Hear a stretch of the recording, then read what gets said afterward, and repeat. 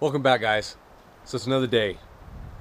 Last video, I got called away. By the time I got back, it was too dark to make an ending clip to show you guys what we got done before I got called away. We got this side walled in, the door up, wrapped around. Had to go kind of part way through that window, just the way the boards landed with the door and all that, trying to get in and out of the studio. We'll get this all weathered up. This is all temporary, so it's not going traditional siding, just cheap OSB. We'll paint it up so it lasts through the winter. Keep it nice and sealed. Hopefully, when we go to tear this down after we build our house, hopefully we'll be able to repurpose a lot of this wood for maybe a bigger chicken coop or a greenhouse, something of that sort.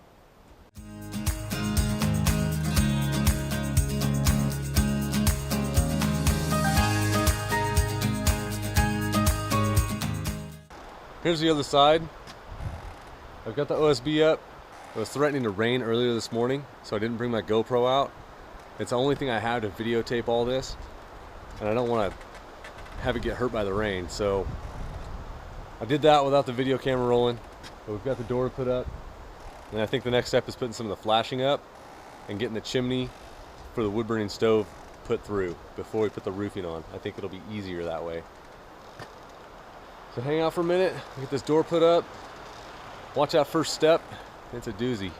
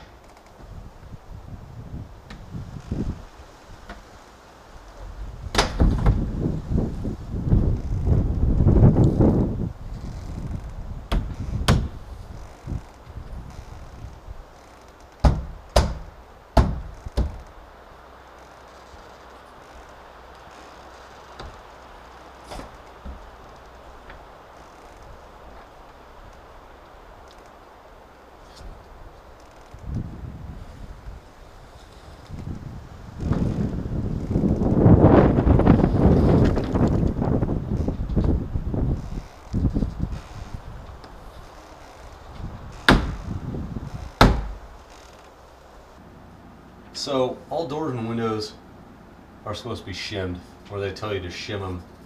If you make the door opening frame exact, you're going to have a pain putting the door in that area. You make it just I try and make mine 1/8 of an inch bigger to 1/4 inch bigger all the way around. That way it gives you space to put shims. And you can buy shims at Home Depot, Lowe's, whatever hardware store. They have long, thin, wedge pieces of wood that are pre-cut. What I do, because I don't feel like buying somebody else's shim, I don't know why I do it, but I get a 2x4 and I use my miter saw to cut little thin pieces. I'll usually cut, I don't know, 4 or 5 of them. They all end up, even though they look the same, they end up being just a little bit different each time you cut it. And this gives you a variety of pieces you can stick in there. Above, below, right in the middle of your screw, wherever you want to. And it acts the same as a shim. So that's how I shim my doors, my windows, everything. I'll put a screw through it, I'll countersink it, and then I'll back it out, and I'll move this to where my door opens and closes just fine. Find which shim fits snug in there, tighten it up.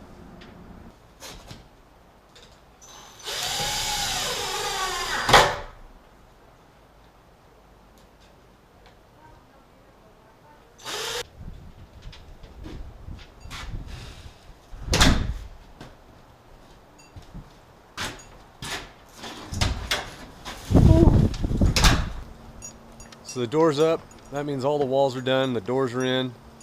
There are some windows that we're gonna put into this thing. I got some windows from a Habitat store for like 30 bucks a piece. They don't have frames around them, but I think I can make them work. Before we do the windows, I think we need to get the roof done.